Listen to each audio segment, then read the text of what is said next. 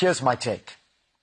Visiting India this week, I was struck by how different the mood was there compared to much of the world.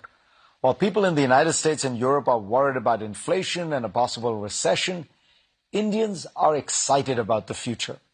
India is now the most populous country on the planet and is projected to be its fastest growing large economy as well, at 5.9% this year.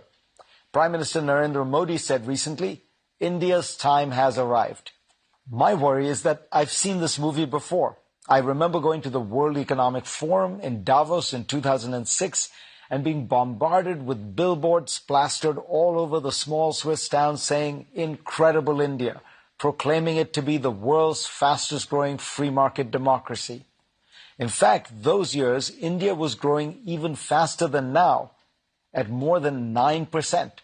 The Indian Trade Minister confidently predicted to me that the Indian economy would soon overtake China's. It didn't quite work out that way.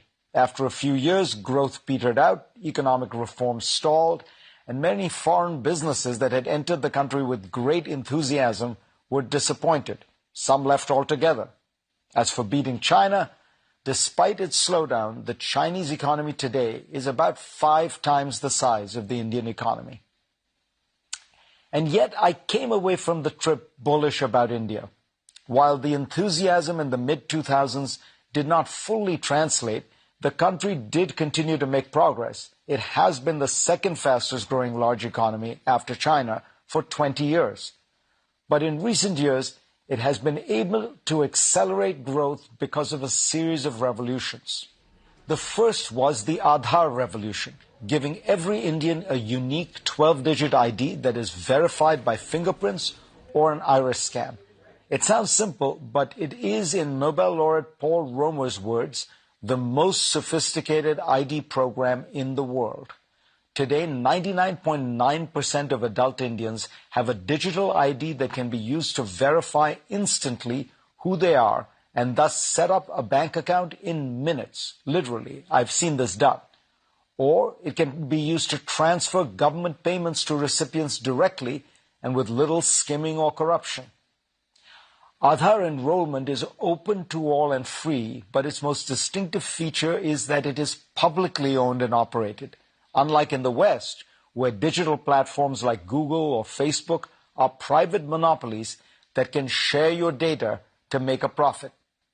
Entrepreneurs can even build businesses on Aadhaar, and when you use the platform, you don't pay those persistent fees that are ubiquitous in the West. The second is the geo-revolution.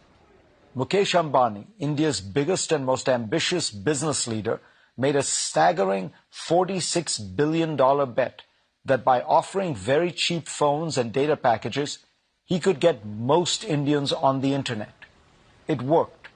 With most using smartphones as their computers, over 700 million Indians now use the internet. India's usage of data is larger than the next 2 countries, China and the United States, combined. The third is an infrastructure revolution, which is readily apparent to anyone visiting India. Spending on roads, airports, train stations, and other such projects has exploded.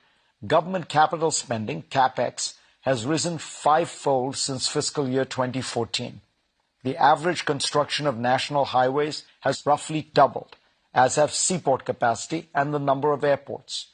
Mumbai is finally building an extensive set of bridges, roads, tunnels, and metro lines that could truly connect all parts of India's leading economic center.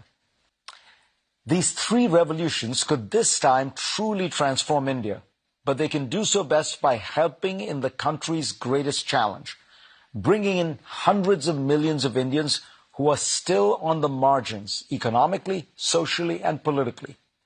As of 2019, about 45% of Indians, more than 600 million people, live on less than $3.65 a day. Nandan Nilekani, the visionary architect of Aadhaar, describes how to create jobs in a novel bottom-up way.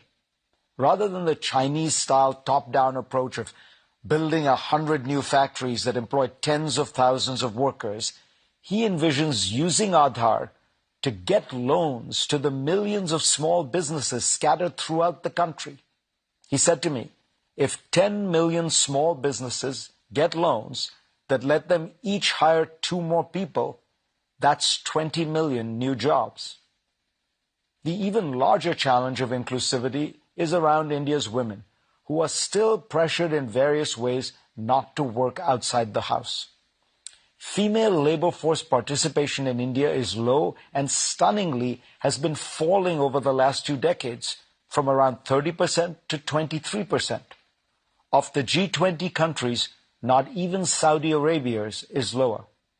Bloomberg Economics estimates that closing the gap between women's and men's participation would increase India's GDP more than 30% over the next 3 decades.